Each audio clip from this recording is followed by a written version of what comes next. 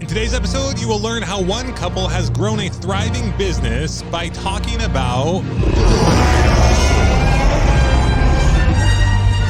Hey, what is going on, Millionaire University? Welcome to another episode of the Millionaire University Podcast. I'm your host, Justin Williams. And today we are going to be talking about dinosaurs. Okay, we're not really talking about dinosaurs, but we are going to be talking about how you can create a business by doing or teaching something that you are passionate about. Today, I connected with Garret Kruger, who, along with his wife, Sabrina, is co-host of the I Know Dino Podcast, which is the world's largest dinosaur podcast. In this episode, we talk about how they have grown and monetized their podcast and how you can start, grow, and monetize a podcast of your own, should you choose to do so. We talk about the pros and cons of starting a podcast and what it takes and the kind of money that you can make. And we also just keep it really real and talk about some of the things that you might want to consider before starting a podcast. But regardless of if you have or are interested in starting a podcast, I have no doubt that you will get a ton of value out of this episode. So ladies and gentlemen, without any further ado, I give you the one, the only, Garret Kruger. Thank you so much for having me. My wife and I run I Know Dino, the big dinosaur podcast, and we've been doing that for 8 years now, coming up on 9 years. It started out as like a side project, just sort of for fun, because we discovered we both like dinosaurs. And then over the years, it developed into making a little bit of money. And then eventually, now we both quit our day jobs and we both work on it full time. So that's the elevator pitch for what we do. I think that's the shortest intro I've ever heard in my life. I've spoke sometimes, right, at different meetings when I did real estate or whatever. And a public speaker, I was there, someone who taught public speakers, and he came up to me, he's like, "You did a really good job, but your intro was way too long, your backstory." I'm like, okay, I'll work on it. You guys love dinosaurs. You've always loved dinosaurs. You had jobs. You were an engineer, is that right? Yeah, so I studied chemical engineering in college, and my wife studied communication. She was planning on being like a journalist, and she worked for the school newspaper. The newspaper we had at our college was actually daily, so it was pretty intense as far as school newspaper jobs go. But it got her really used to doing all sorts of journalism, and podcasting is basically a type of journalism. So when we started, she was like the one that knew, this is how you talk about things. This is how you communicate science, because she had published the science section for the newspaper and things like that. Whereas I didn't know anything. I knew how to read some of these big words, and I was familiar with peer-reviewed journal articles that we were reading. But that was basically all I was adding. It was largely her that started it. But you guys both always loved dinosaurs, is that right? Yeah, we both loved dinosaurs as a kid, more than other kids, I would say. But neither of us were really into dinosaurs from the ages of maybe like 10 or 12 to 20. Like the teenage years, dinosaurs become uncool and you sort of like move on with your life. You do other stuff, or most people do. It's cool. Some people love dinosaurs that whole time, and we definitely support that. But for us, we forgot about them in the sort of Jurassic Park 3 era and the long gap afterwards. If there continued to be Jurassic Park movies. I think the whole world did. I think you're with the whole world, man. I think part of it is your age, and I think part of it is just pop culture, right? Like, yeah, it sort of like fell off. Like the 90s, there was like all these Jurassic Park movies. There were so many new dinosaur discoveries for the first time in a long time, so it was everywhere. But in like the late 2000s, there were still a lot of dinosaur discoveries happening, but they didn't really make it to the public nearly as much as they did in the 90s. Yeah. Interesting how it happened. I remember thinking, oh, people used to really care about dinosaurs, and now no one does. People used to care about space, and now no one does. But now it's both of them are coming back, right? Yeah. Yeah, it just depends who's doing what out in the world, and what seems new and exciting gets a lot of the public. Yeah, fascinating. I was like, oh, we're on to like a tech era, and no one cares about that stuff anymore. Mm-hmm. Cool. So you guys love dinosaurs. Now, when did you guys meet? So we met in college, actually at a party at Sabrina's house, because we went to sort of a party college. There was a lot of studying too, but yeah, she threw parties like almost every weekend. And I was friends with her friends, but we didn't meet for a long time. I like knew all her friends. She knew all my friends, kind of thing. And then at one party, I finally ran into her, and we didn't discover. So we started dating. We moved in together. We moved to the East Coast while she went to grad school. And then during that time is when we rediscovered our love of dinosaurs, because we went to the American Museum of Natural History a couple times. And after like the second or third time going, we were like, we both really like the dinosaurs here. And then it sort of started growing from that point. Okay, so you guys both collectively together, after you fell in love, you re-fell in love with dinosaurs. It wasn't like you were dating and you started talking about dinosaurs and that's where the love connection was. It was kind of after the fact.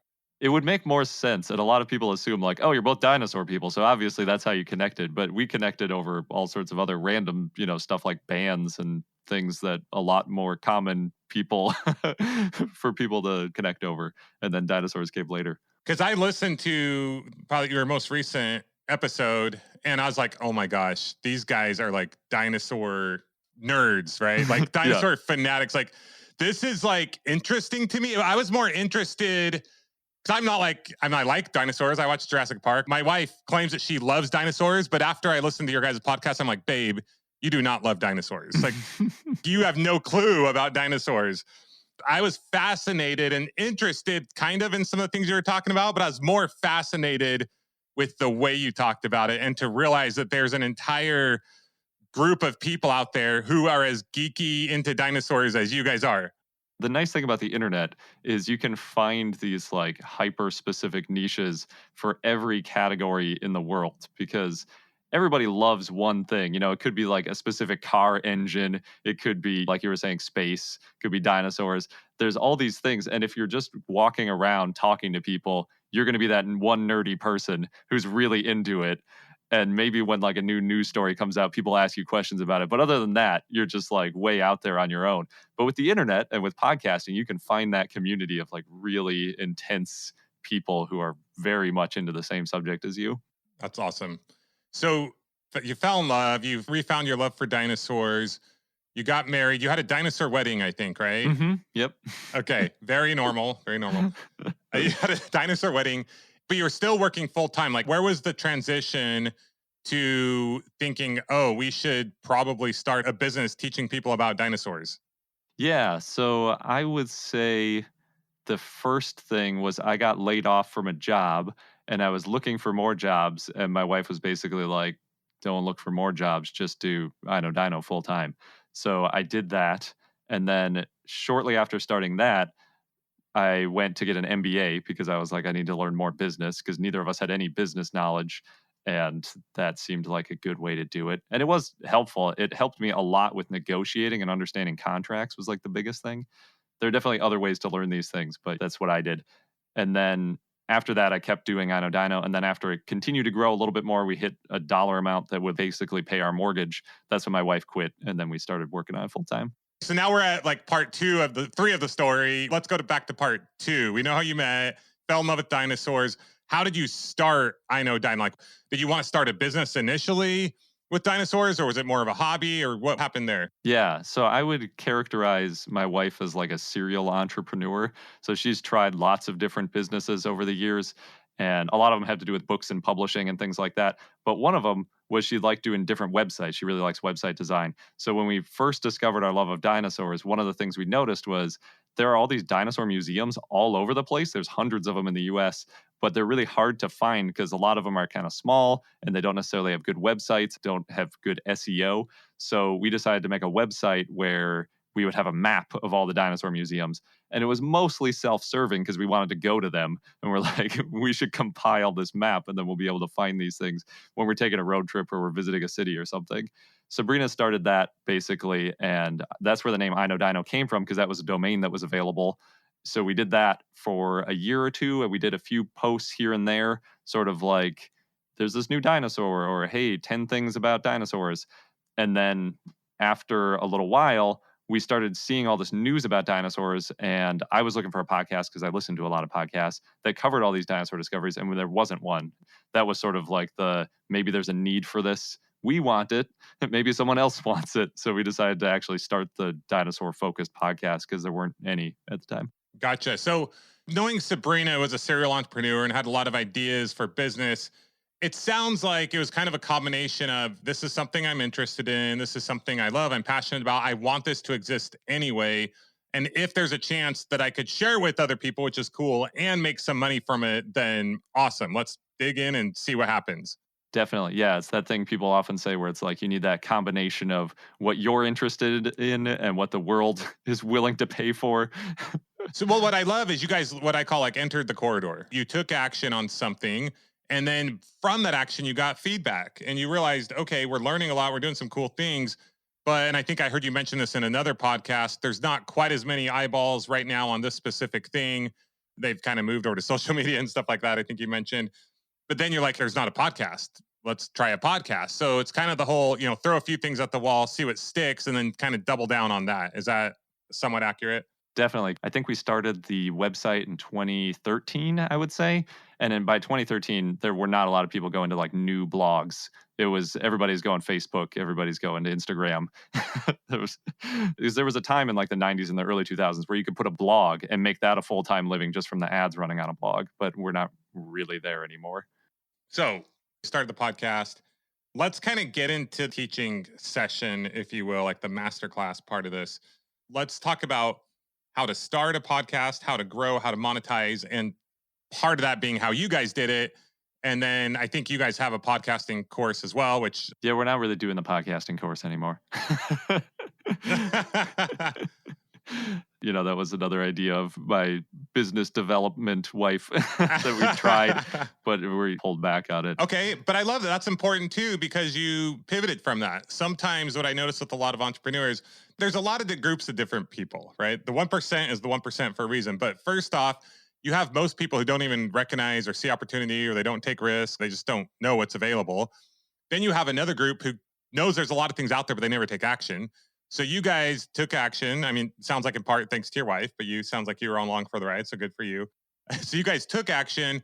And then there's another group who just shiny object. They're doing like 100 things and they try to do all of them and then they don't get a lot of traction. So it sounds to me like you guys have tried out a few things, but you're cutting what isn't working, right? What isn't working as well, or what maybe you don't love as much. Because obviously there are people who do podcast courses and they make a lot of money from it. But it sounds to me, and this kind of reminds me of where I'm at right now. You guys were just super passionate about creating amazing podcasts and having that be your main focus and then monetizing that. Is that more or less? Yeah.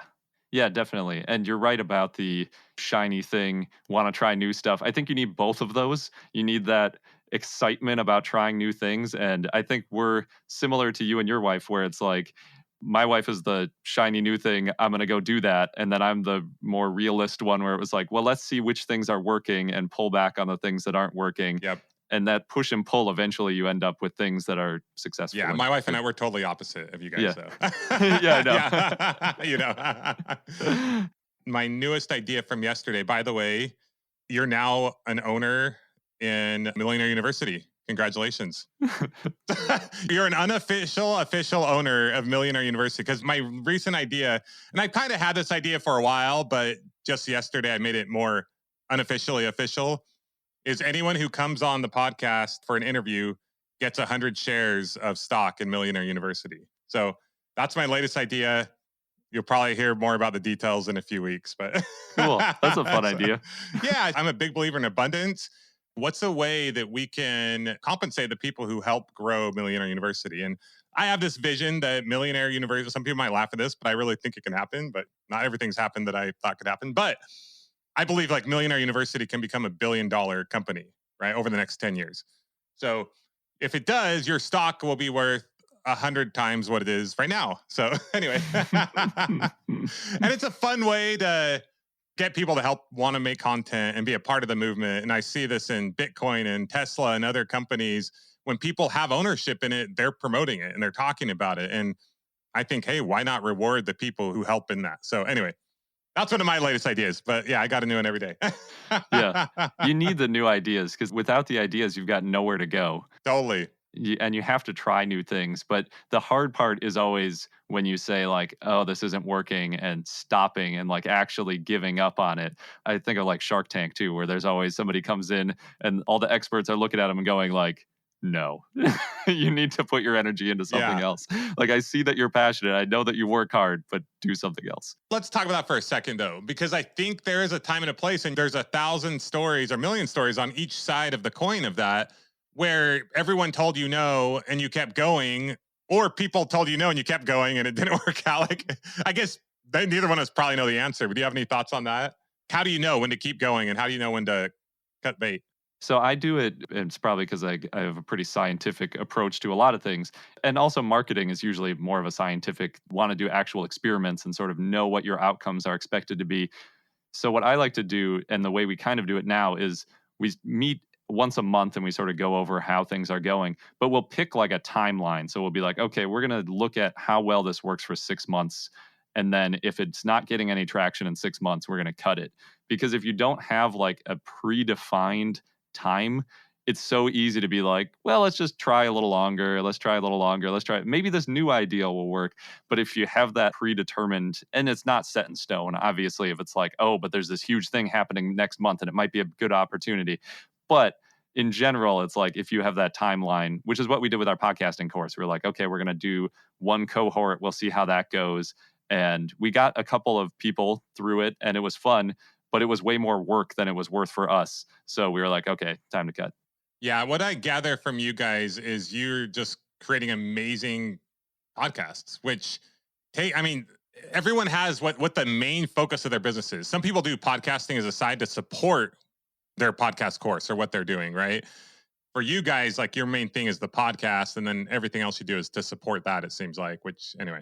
Yeah, that's 100% right. And it is good, like you were talking about pivoting earlier, to have that sort of in mind because it doesn't have to always stay the same focus. Like we started the podcast sort of as an offshoot of a website. And the idea was like, well, we'll get more people to go to our website as the podcast was sort of the thought in the back of our mind. And then it switched. Now the website drives to the podcast. And if we got huge on YouTube, we'd probably have the podcast drives to YouTube. And, like it could it can always change. How would you, if you were talking to someone how to start a podcast, what would you tell them? What are the things they need to start a podcast? Basically, I mean, you've probably said this too. All you really need is a microphone and something to record that microphone on, be it a cell phone. The easiest thing I think is this piece of equipment called the Zoom P4.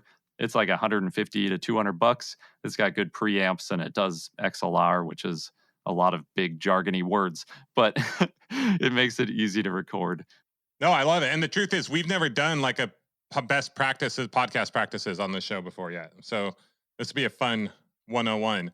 And it's true. You don't need a ton of crazy equipment. You just need something to record audio in. And then I would say start, right? Now, I don't recommend that everyone starts a podcast either. So we're doing this for people who want to start a podcast, but I don't recommend everyone starts a podcast. I've seen tons of people think, I'm going to go start a podcast, I'm going to get rich. Like, that is not what we're teaching you here right now.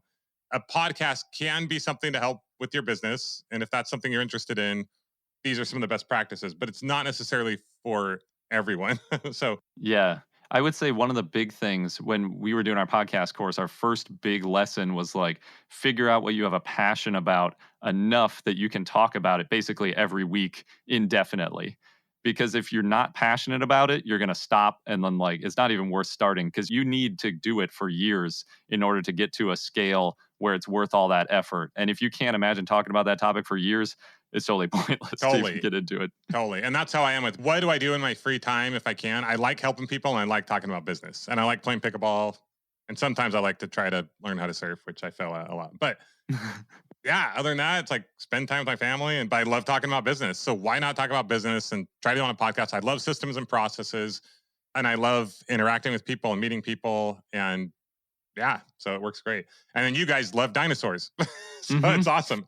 I would last like one episode if I was trying to create a dinosaur podcast. Like, I'd be done. There's no way. For me, it's like I was talking about the new shiny thing. I feel that way about researching stuff. So I could do a podcast, I feel like, on just about anything because I find everything endlessly fascinating. But for my wife, she's more particular in her interests, which is how we ended up on dinosaurs because it's like, well, that's the overlap. But I could do one on, like electric cars or chemistry or whatever. I've got totally. I love all that stuff. And then I think also know your situation and know why you're doing the podcast. So like for me, like we don't need to make money from the podcast right now. And in fact, we're investing like 40 grand a month on advertising the podcast. We're just in a spot where we can do that. Like we worked really hard for 18 years and now tides have kind of turned to where we're more the investors, right? And so we don't have to make money right away. If we did, like, we'd be screwed, because we're not making any money right now. You guys, on the other hand, you really enjoyed it. It was a hobby, and then it eventually did take off. So, but for me, I don't just do the podcast to make money and because I like it. I do it because it grows my network. And we took a few years off, and I recognized, oh, my network is kind of not as strong as it used to be, which I was fine with that. So it's like, sweet, I'm taking some time off. But I was like, wow, like, I reach out to people, I don't really know who to reach out to. So it's like, let's rebuild the network. And it's amazing, just in doing this for a couple months, how many people I've connected with that can now be a part of growing this movement that we're trying to create. So yeah, you're right.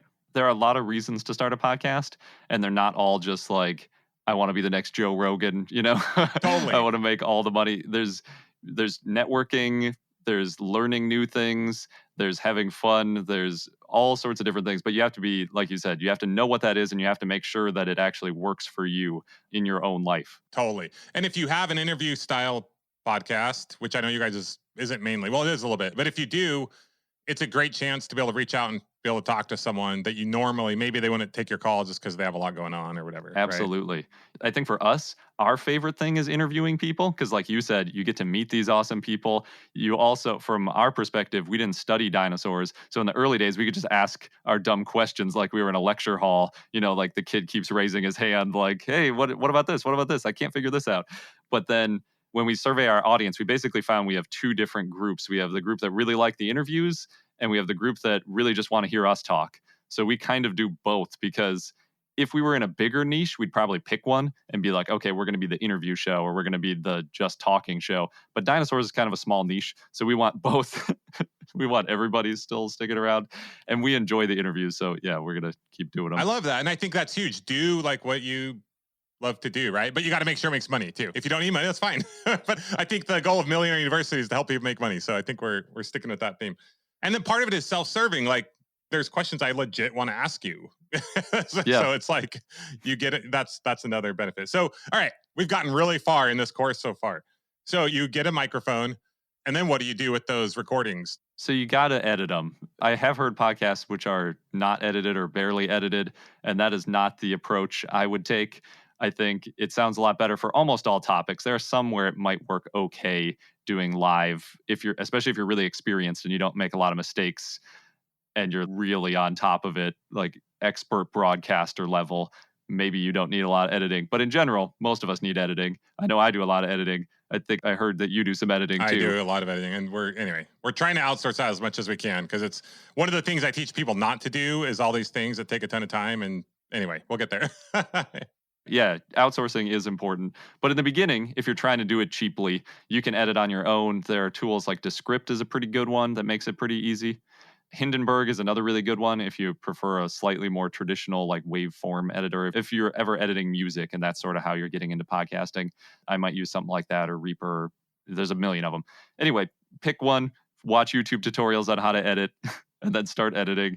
And then the big thing that a lot of people miss is the loudness. So there is a thing where it's called loudness standards. It's not the same as volume, but basically what it is your file has a certain volume or loudness relative to other files. And you need them all to be similar, because otherwise when people are listening to a podcast and they play one and then they play yours, odds are yours is going to sound super quiet if you don't do this. So there are a lot of tools to do it.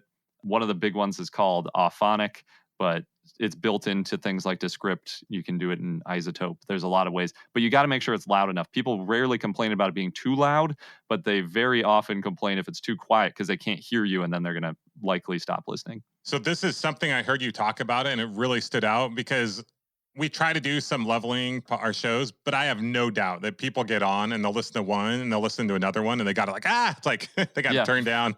What's the standard level? So there are different standards depending on who you ask. The loudest one is minus 14 decibels, or minus 14 lufs, it's called. That's what I think YouTube uses, and maybe Spotify. I'm not sure on that one. The quietest you get is like negative 21. That's where audiobooks are. They're a little bit quieter in general. Mm. And then some of the places that went like audiobook to podcast still hang on to that. We use -16, which is sort of in the middle. And that's what I think most people use. That's what I recommend. And then if you do that loudness and it sounds crazy bad because everything just sounds, sometimes it clips. I'm getting really into the weeds, but you might have to do a little bit of compression before that. So a lot of these different like Descript has a built-in compressor. You can go in and figure out how to do a little bit of compression. It'll make you sound great. You do the loudness, everyone will be able to hear you. If you did some editing, those three things combined, you'll have a good sounding podcast, better than most podcasts. That's awesome. I'm not very techie. I don't know a lot of we use Descript, and I didn't even know you could do that stuff in Descript. So I think Descript, some of them, when you import the files by default, will do a little bit of leveling automatically. So it might be doing that in the back end, and then you don't have to worry about it. what are some of the different hosting platforms? One of the biggest one is Libsyn. Then there's also Anchor is like a free one. And then there's a lot of smaller ones. So back in the day, we had Libsyn, and then we did, I want to say, not, is Buzzsprout? That's not one, is it? Or is it? Buzz something. I think it might be Buzzsprout. I'll go back and edit that part. But did like a magic leveling thing. But now we're using Megaphone. Mm-hmm. And I don't know if that one does the levelating. So I think my wife puts it in Auphonic or Levelator. Anyway, I know you mentioned Auphonic. But I love hearing those different decimal things. I'm going to check that out. Because when I heard you say that, I'm like, oh man, if we did a survey like you guys did with your audience, I guarantee you that would be one of the complaints. Yeah. We forgot to do it for like a month. And then we had a review on Apple. And it is good to read your reviews, just at the very least to notice stuff like this. Somebody said, like, I love the podcast, but the last few episodes have been so quiet. And I looked at it and we were at like -32 decibels. So it was the sort of thing where it's like you turn it up to 100 and you could still barely hear it. So I was like, oh no, it's easy to go back and adjust them and then replace the files. So I mean, I'm clearly a very loud person, and I'm looking at like our audio levels here, and mine is definitely going way higher than yours. So we like to record, you want, like they call it, a little bit of headspace. So you don't want your level to be hitting the top or going into the red when you're talking, because then it distorts and there's no way to fix that. But it's easy to make it louder. Oh, that's interesting. Okay. Well, at least mine's not hitting the red. I always was told like you want to be in the yellow, but I didn't know that you could be more quiet and then go louder. You could be in the green. It's fine. Oh, okay. Okay. Good to know. Good to know. I always tell my wife, like, hey, you're not in the yellow. Get in the yellow. Well, it can be good too, because if you have two people talking and you're in like the same area and one person's a lot louder, you'll end up on their mic and then they'll sound like really quiet even when you do boost it. Awesome. You guys use Libsyn or? We used to use Libsyn. We switched to Art19, which is now owned by Amazon. I think you might still be able to join. The reason we switched to them was getting into the monetizing part of podcasting. They do something called dynamic ad insertion, which a lot of podcasts do these days. It's really handy because basically, rather than when you're listening to a podcast and they sort of just transition and they just keep talking, that's a baked in ad if you just talk through the ad while you're recording the episode. But the problem with that is when you are growing or later in the future and you want to advertise a new sponsor and there are people listening to those old episodes, they're hearing these ads that are completely irrelevant because it's probably for some promo that ended like years ago. If you do dynamic ad insertions, you basically just pause for a few seconds, then you have it automatically insert an ad at that point. And it's really nice for shows like ours and yours, where there's a lot of content in the back catalog. It's not just news, so people aren't like, oh, this is old news, I don't care. There's still good information back there. People will still listen to it, so it's nice to be able to monetize the back catalog if you're trying to monetize. Or even if you're just trying to promote your own business, or like you have a new book coming out or something, it's nice to be able to insert that and say, hey, just wanted to let everybody know I've got a book coming out. And it's nice to know that everybody listening to your podcast, regardless of which episode, is hearing that message. See, guys, you don't really have to totally know what you're talking about. You just got to talk to someone who does know what they're talking about. Have someone do it who knows what they're talking about. And you could just change. Like you said, we both started on Libsyn. Libsyn is really easy to switch away from, which is actually one of the things we said in our course. Like if you can't decide, go with Libsyn because they're very ethical and they're very good about letting you take your podcast elsewhere. So it's like $5 a month. Yeah, that's awesome. Yeah, everything we've used, I know you can do that as well because we're spending money to advertise. In fact, I don't know if it's still today, but yesterday, basically any episode you listen to, he talked about our podcasting, which I thought was insane, right? So I'm like, I didn't even reach out to you during this time when this podcast came out. But you're totally right. People go back and they binge and they listen to podcasts from the beginning. And there's a lot of content in there, a lot of value that you can get because essentially we're paying for how many listens they got. It didn't matter on what show or when or so I thought that was pretty interesting. They just take them out, put them in, take them out. Yeah, it's better for the advertisers too, the way we sell it. And if you go to a podcast conference too, they'll say like gets better traction when it's a relevant, up-to-date ad. Because some sponsors want to say, well, I want to be permanently in there. I don't want you deleting our ad. And it's like, well, it's going to be irrelevant. This way you can have the urgency. You can be like, do this by the end of July. Otherwise, you're never going to get a chance is a lot better than like, hey, I really like this brand. Or like advertising a podcast course that you no longer have, right? Yeah, exactly. Okay, so decide what topic you want to talk about. And the truth is, change it up if you want. I don't know. I know you got to be consistent. I know you got to do stuff, but it just depends. We talked about that. Try something out, change it up. To me, a lot of people don't start something because they don't have the whole end in mind. The truth is, you're going to get your voice more. You're going to get a better understanding. That's another reason why I started the podcast. Because when I started teaching people how to flip houses, I realized I know how to flip houses, but I don't know how to teach people how to flip houses. And it takes time. Yeah. And so I had to get my sea legs back under me with teaching people about business. I kind of forget how to even teach my kids how to start a business. So I'm going to start a podcast. I'm going to interview people. We're going to share what's in our mind. And then it starts to become like you get word tracks and you get kind of more familiar with it. So there's a lot of reasons to, I think, to starting a podcast or creating content or taking action. Yeah, definitely. I hate listening to our early episodes because we didn't know what we were doing, and it's so bad for my ears. But other people don't really mind. People are pretty forgiving. If you're teaching them something they care about, if it's something interesting to them, they're not going to be nitpicking like, oh, you missed this thing, you used the wrong technical term here, whatever. It's kind of fun for some of them because someone will say like, oh, I like grew with you, like I learned with you as you were learning podcasting. I was learning this stuff from you. So it's okay. You got to be able to jump in and 100%. Start, like you were saying. And you could be sharing a topic, you could be sharing your journey, don't ramble too much, but every once in a while talk about what's going on in your life, right? Mm-hmm. So let's talk about monetization. And we'll talk about growing and monetization. We'll just kind of talk about it together. Yeah. We literally rotate those two things. For a long time, we had that written on our whiteboard, like grow and monetize. Like you got to grow and you got to monetize. And we just sort of cycled through those focuses. How should people grow and monetize? Because they come hand in hand. If you don't have a lot of listeners, it's going to be hard to monetize, right? So how do you grow and monetize a podcast? Well, I think you're definitely doing it the right way. You want to grow first. In the cycle of growing and monetizing, you have to grow first because like you said, you can't monetize no audience. Totally. And then the way to grow, there's a lot of ways to grow. I think the current best thoughts are you want to go on other podcasts. You want to collaborate with other people like you were talking about. Have people on your show, go on other people's shows. New people will hear you, as well as people that come on your show will tell people on their podcast or their audience, even if they don't have a podcast, that they were on a show.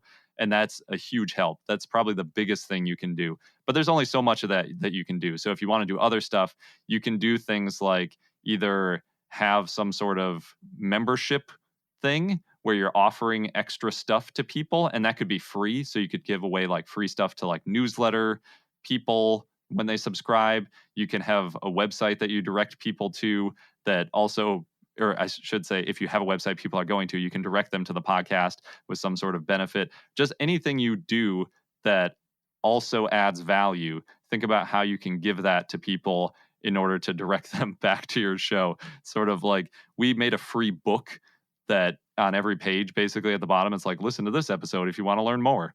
So that's another way you can do it. That's been downloaded, I think, like 20,000 times or something. Oh, it's awesome. We didn't get listeners from every one of them, but we got some listeners from it. And it was knowledge that we already had. So putting it together into an ebook took a couple weeks. There's a lot of ways to be creative. The main thing is if you're giving away stuff for free and it's valuable, people might come for more. And later on, when you want to monetize, they might be like, oh, yeah, I know this person has good information. I'm willing to pay some money to get even more of that information. I love it. And that's how exponential growth happens, right? At the beginning, you feel like you're pushing this heavy car up a hill. And then the hill starts to get a little more flat. And then because it's like you're growing the podcast and you're growing your email list and you're growing but then they all kind of grow together, or you're doing a book or something like that. And then they build off each other. You have this like compounding effect. So Yeah, I heard somebody at a recent podcast conference say something like it's a lot harder to go from 0 to 50,000 monthly downloads than it is to go from 1 million to 2 million. Totally. Totally. But it like makes you a lot more money going from 1 to 2 million, Yeah. right? But it's all about getting that traction and getting going. And I think because sometimes in my mind, I am a born entrepreneur, basically. And I've never understood why someone wouldn't have their own business. But I think a big part of it is in our society, we're just kind of taught like you go one step at a time, right? And in entrepreneurship, it's kind of like you go without food for a year and then you get it's like feast or famine, right? Type Yep. thing. Exactly. And like when we started our podcast back in 2015, everyone we talked to was like, what's a podcast? And like anybody who didn't know what a podcast was, or even people that did, are like, you make money at that? There's also a lot of just sort of like, you have to be confident in yourself, because if you don't believe in yourself, there are enough people out there telling you like, you should really do this other thing, that it's going to be hard to keep going. Totally.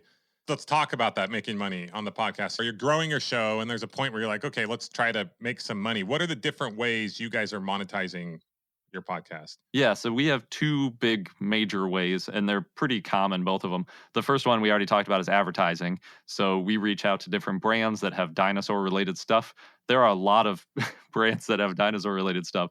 This applies to most niches too, because there are people that are making books about it. There are people that have made videos or other content about it. There's people who are probably selling some sort of physical good for people that are interested in that topic. And then there are the general categories where it's just people that want ears on it and are not too picky about which podcast it's advertised on. So like you'll hear things like HelloFresh or mattresses and things like that. You'll hear those on like every podcast you listen to, because they realize that basically anybody could be their customer.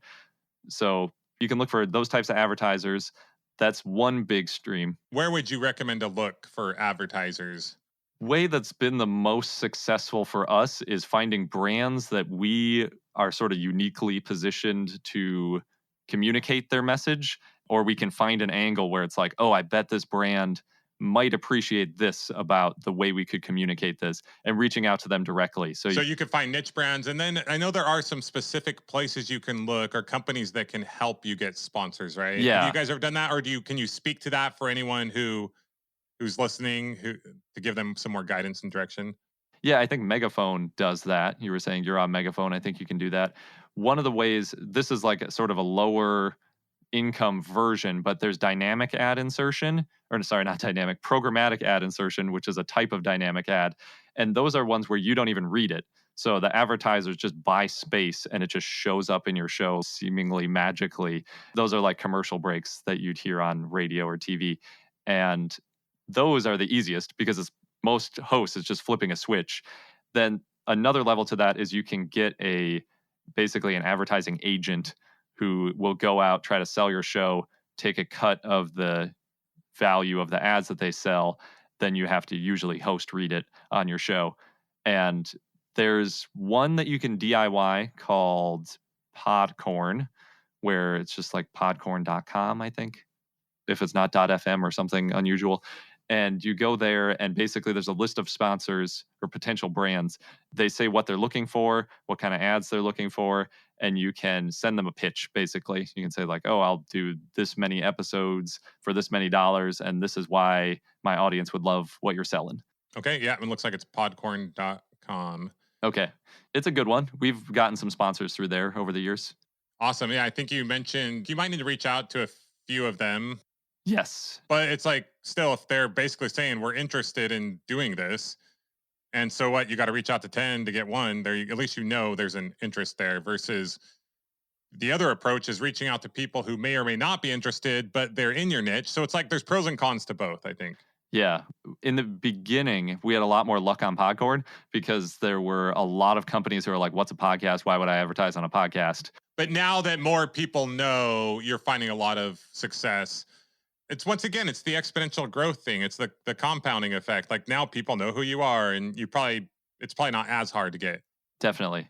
Yeah, it's totally flipped. Now it's easier to go to like somebody who has like a paleontology dig program and say like, oh, we'll direct people to your dig program if you advertise on our podcast. And they're like, oh yeah, you have a podcast about dinosaurs? Sure.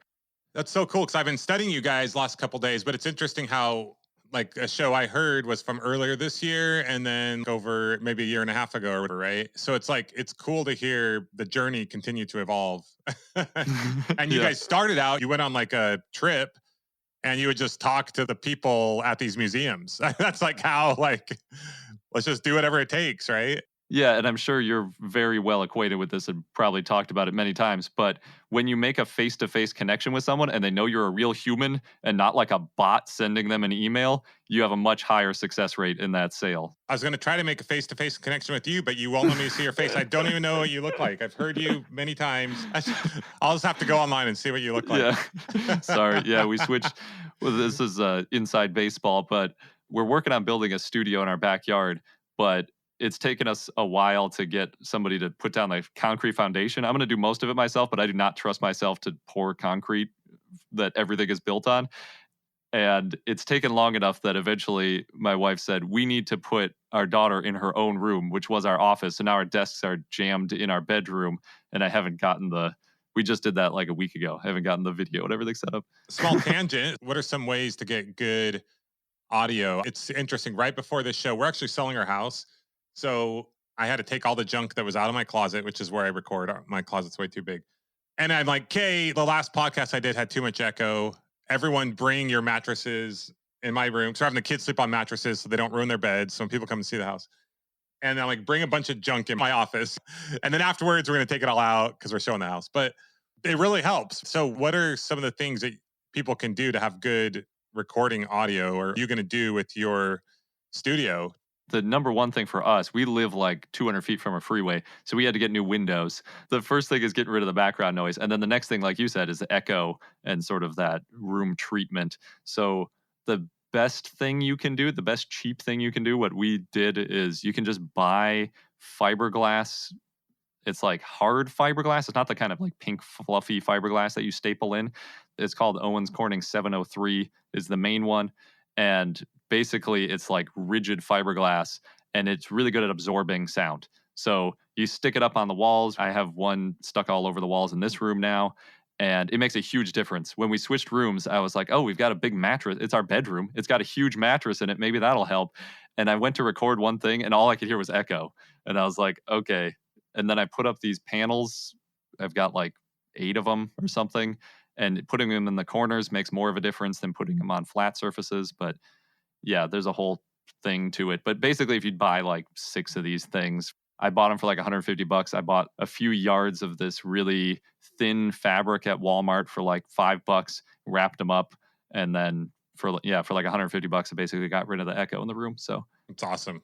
And that's more, it's kind of an advanced thing for anyone listening. Like the key is get started. As you make money from your business, you can invest more into it and do more things and stuff. What we did at the beginning was we recorded under a comforter. That also works if you are starting with $0. If you don't mind suffocating. And yeah.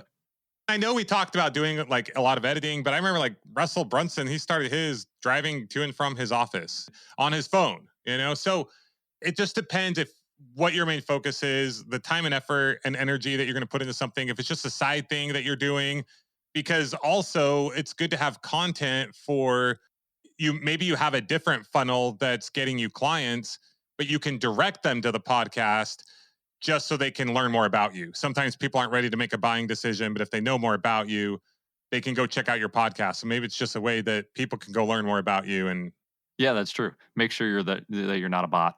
Exactly. Totally. Right. Let's talk about how much money can you make from sponsorships. I mean, the truth is, to make decent money on sponsorships, you need to have, not need to, but generally speaking, there's always the case where you can find the one person who's willing to pay you a bunch of money for a couple hundred downloads per show. But the truth is, you need to have pretty good volume. Like, what kind of numbers are we looking at with sponsorships? I would say on Podcorn, you can go real low because a lot of these brands on there are like, we have $500 to spend. And so if you're doing like a $25 CPM, meaning $25 for every 1,000 people that download, you can say, I'll put you in, 10 episodes, give me $100. That's only a couple hundred downloads an episode.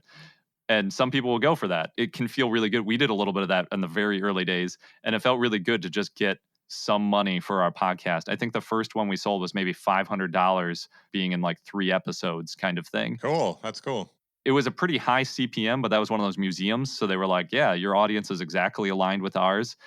And it's interesting when you start to think about it. There are companies that basically don't have a lot of budget. So they don't want a huge number of listeners because they can't afford your show once it has a huge number of listeners.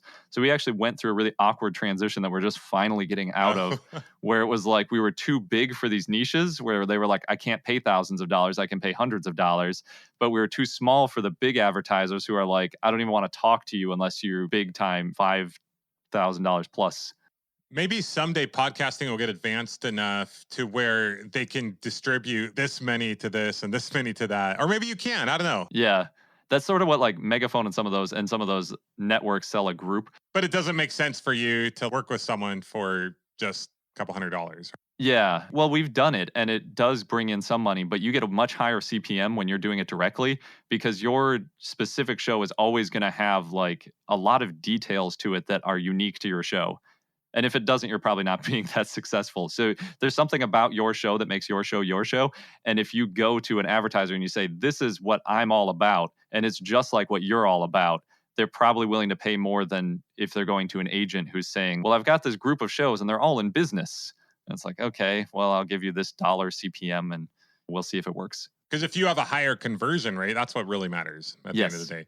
CPM for everyone listening means like cost per 1,000, which is interesting because you would think it means like cost per million. Yeah, it's mil, which I think is French. Yeah, is it French or is it? You're smarter than I am. So I just believe whatever you say.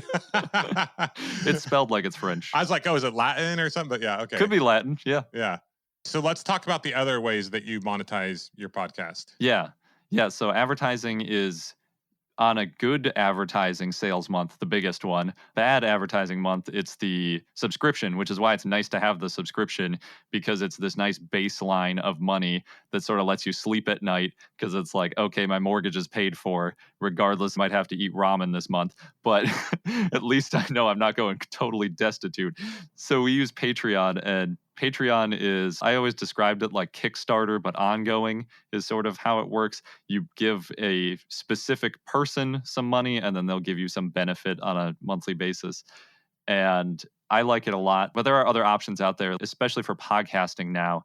There are some where basically you make a separate set of content on like a premium feed and then people pay money on a monthly basis and they get access to that feed.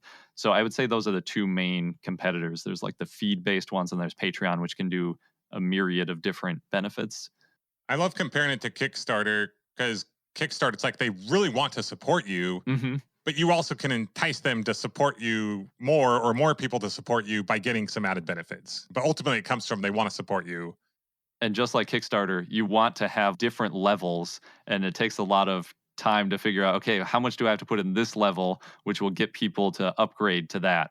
So there's a lot of working on that. Nowadays, there are enough people on Patreon that you can just sort of go and look at a whole bunch of other people and see like, what are they offering? Does that make sense for me to offer? And then piece it together from that. That's what I would recommend. How do you make the connection there? So what's funny is I started my first podcast in 2013. It's like a year before you guys.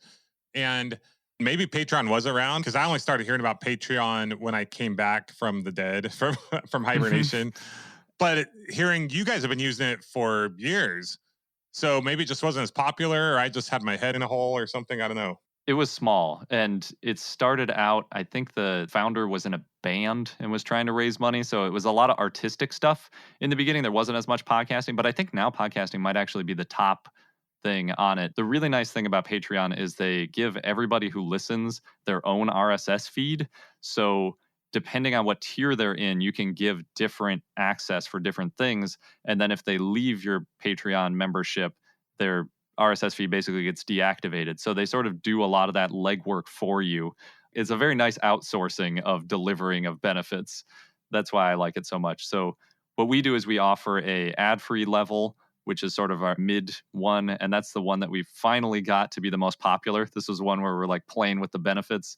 The thing that I think put it over the edge was we started doing a different podcast that's only monthly, but it's just for people at ad-free level and up. Part of the logic is like, well, it's ad-free and this new show is going to be ad-free too. So you have to be at the ad-free level to get it. And we like expand. So that's more general paleontology. It's not just dinosaurs. And then for the lower level, we have access to our Discord server, and we do extended interviews. So I edit the interviews way down, usually to like 20 minutes, but people love hearing all the details that different dinosaur nerds have to share. So we do a longer version. It's still edited, so everybody still sounds smart and stuff, but there's just a little bit more content in it than I would want to put in a regular podcast episode. What's like on Patreon, you just say, please donate to our Patreon. Go to, like, if you're on your podcast or a newsletter, where's that connection there? I'm starting to figure out. I meant to do some research before this call I've never even looked up Patreon, for example. Even though I've started several businesses and kind of have semi-retired, like, there's a ton I don't know about this kind of stuff. So thinking about maybe I should start a Patreon. I don't know. Yeah. So for Patreon, like you said, it's a call to action. So on your show, you say, hey, go here and please subscribe. So Patreon is like a website, right? Yes. You go to patreon.com/I Know Dino. Yep. That's exactly what ours is. Okay. And yours would probably be patreon.com/Millionaire University. Okay. And then there's a page on there. Yep. Basically what you do on there is you're going to come up with your tiers. And I would say start at least $3, maybe $5. There's been a lot of inflation. And then make some higher tiers too. And then what you need to do, the big tip for Patreon that I have, is you need to make content for Patreon like you have 100 patrons. You can't go in with the mindset of, well, I'll start making a bunch of content once I have patrons, because nobody's going to join the Patreon if there's no content. So it's a chicken or egg, just like every business. You got to start out, put a bunch of stuff out there for free, and then hope that you're going to get the returns later. So that's my advice on Patreon. Awesome. Yeah. So you have selected membership level. Yeah. The $4.99, $9.99. It's the Utah Raptor. I didn't know that was a thing. It is. It's sort of like, the Velociraptor in Jurassic Park. Uh-huh. It's like, in real life, Velociraptor was like the size of a chicken or a turkey. But there's a dinosaur called Utah Raptor, which is about the size of that Velociraptor in Jurassic Park. Really? And did they find it in Utah? Or? Yep.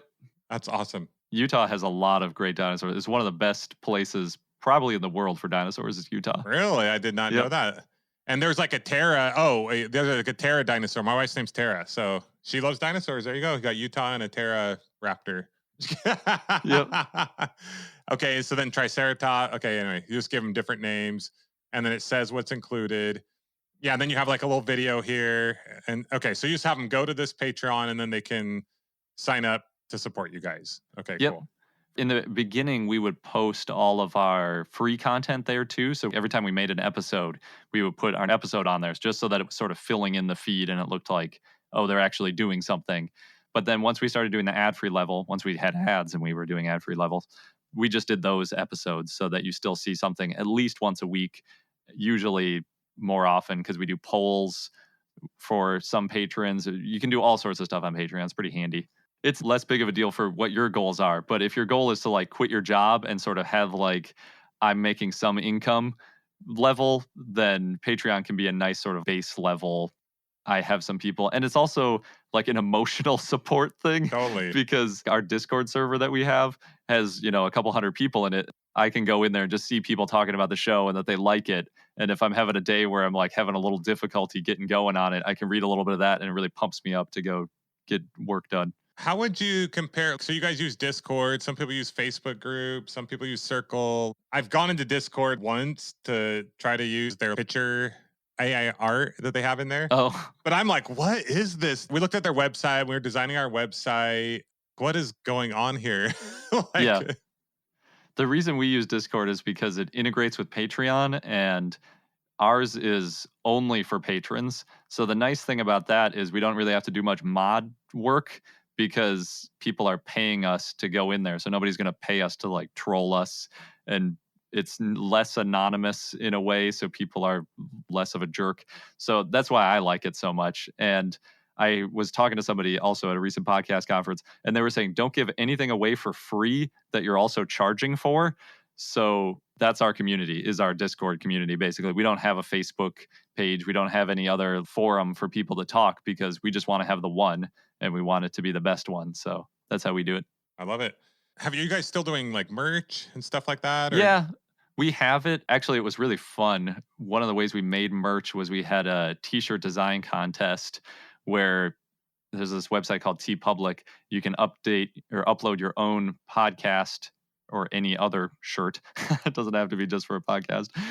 And then if somebody else sells that shirt, they get a little bit of money for selling it and you get a little bit of money as the designer. So we told our audience, like, hey, everybody that wants to design a shirt, and we'll pick a winner and we'll mail you some prizes and stuff. And we were hoping we get like 3 or 5 entrants to this competition, but we got like 30 and it was awesome. Awesome. And so we put a bunch of them up in our merch store, and I wear these shirts all the time too now because I really enjoy them and it makes me happy. But also it supports them a little bit because they get a little cut when they're sold. We don't sell that many though. I mean, podcasting isn't about selling t-shirts. There's not a lot of overlap there, but yeah, that's not your main source of revenue, but it helps build the community. I mean, they talk about 1,000 true fans, right? If you have 1,000 true fans, you can make it whatever amount of money you need, right? yeah, exactly. Or however that goes. There's something about 1,000 people giving you money and you don't have to work anymore, I think. Yeah, like if you had 1,000 patrons, we're not quite there. Yeah, because I think in business, like you're trying to build a general audience, then you're trying to build the core of your audience, which helps. They all help each other. Exactly. That's exactly how we look at it too. The podcast is the general audience. That's always going to be for everybody. And then we have, if you really want more, you can become a part of this core group. You don't make a ton of money from it, but they're literally wearing your brand. Yeah. That's pretty cool. Then they got to be talking about you and all kinds of stuff. And so the TeePublic, that sounds like a really easy way to get some merch going, though. If you don't want to figure out how to outsource or whatever, do something on a high level, you can just send them a design and there you go type thing. Or yeah, we don't do any inventory because I don't want to deal with inventory. It's a whole other business. Yeah, that's not our core competency. We're not going for inventory fulfillment sort of. So yeah, everything we do is produced by somebody else and mailed by them. And you make less money on a per item basis, but I think it's worth it for not having the huge headache. And it's not a huge revenue generator anyway. Totally. And once again, if it's your main business and you want to keep trying to figure out how to improve that, because you're going to make more money overall. Like if you change one little thing, it might make you another 10 grand versus, oh, who's going to make me another 20 bucks? Yeah. There's an interesting example. There's this podcast called The Bar Above, a podcast about bartending, and they started making bartending tools that they sold on their podcast, and the bartending tools got so popular that became their business. So that's an example of you want to do it in-house, and it really blew up for them. I saw when I went to your podcast on like Apple, there was a $9.99 subscribe. Is that part of Patreon, or you can just do that on with podcasts, right? You can pay to subscribe to commercial-free podcasts and stuff like that. Is that what that is? Yes. When that feature became available a year or two ago, I didn't really want to do it because I like having the simple message of like, go to our Patreon. That's where we are. That's where everything is. But my wife convinced me, and she is right, that you don't want to limit your number of income streams if it's easy to add. So in this case, it was like, okay, I think you pay Apple maybe $20 a year or something. Then they take a 30% cut of all the money you make. So Patreon only takes like less than 10%.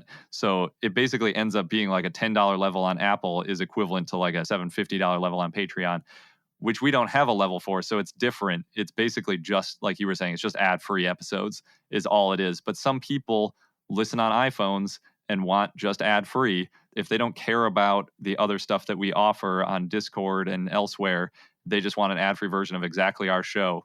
It's there for them. And we have some people that take it. I was kind of surprised because I was like, why wouldn't you do Patreon? You get so much more for like the same amount of money.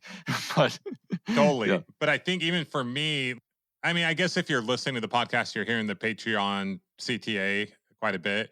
But for me, it was just right there. I'm like, oh, not on podcasts so much, but I can't say I hate commercials on podcasts because I'm going to be using them soon. But yeah, I do. But that's why we offer an okay. ad-free version, because I was like, it seems disingenuous for me to be like skipping ads and podcasts. I also subscribe to every podcast that has an ad-free option. I will do it because I'm like, I'm going to skip your ads. Totally. But if you give me an option to pay you to skip the ads, I'll do it because I want to support the ad-free ecosystem. But I realize a lot of people can't afford to do that. Yeah, so it's a win-win for everyone. Yeah. My wife and I were watching a show the other day and it made us watch commercials. I'm like, what are we, get me out of here.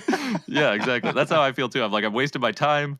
I don't want to be doing this. Now I actually like listening to podcast ads because I think, oh, that could be like a future sponsor, or how are they doing it? You know what I mean? It's almost like research for me, but. Yes, I do that a little bit now too, for sure. What's the future look like for you guys? We're working on a book. So that's like another side thing. We might, depending on how well the book goes, that could be a new pivot thing. And I guess we're just trying to grow. We have a young baby. So Congrats. Largely, thank you. We're mostly just trying to like Survive. continue at this pace for now. Totally. We're going to get her at daycare soon. And then I think we'll be like, okay, now time to try some more new things. But yeah, it's like you were talking about earlier. It's the monetize and grow sort of cycle. We come up with different things every year. Like earlier this year, we celebrated our 8-year anniversary. We said everybody who is a patron and gives us their address will mail you this patch, which is this cool dinosaur that we designed. And so that gives you a little bump to your growing numbers, at least in terms of membership. So we like coming up with stuff like that.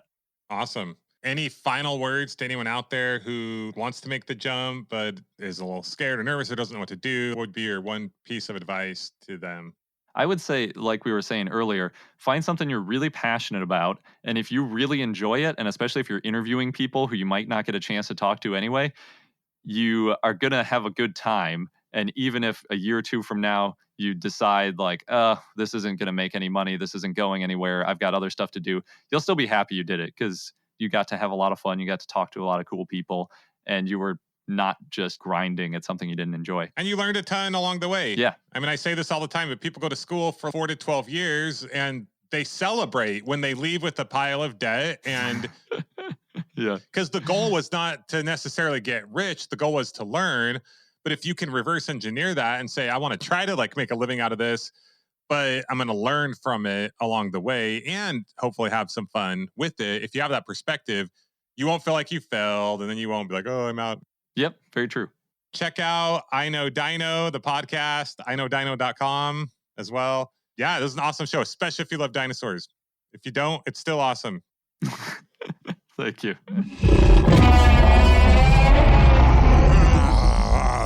Oh, we're back. Hey guys, what's going on? Well, I hope you enjoyed that episode as much as I did. Garret is a total stud. We just jammed and jived. Even though him and I have totally different personalities, I felt like we really connected. In fact, Tara and I were listening to this episode yesterday afternoon just to kind of check it out before publishing it, and we couldn't stop. Tara and I both were fascinated.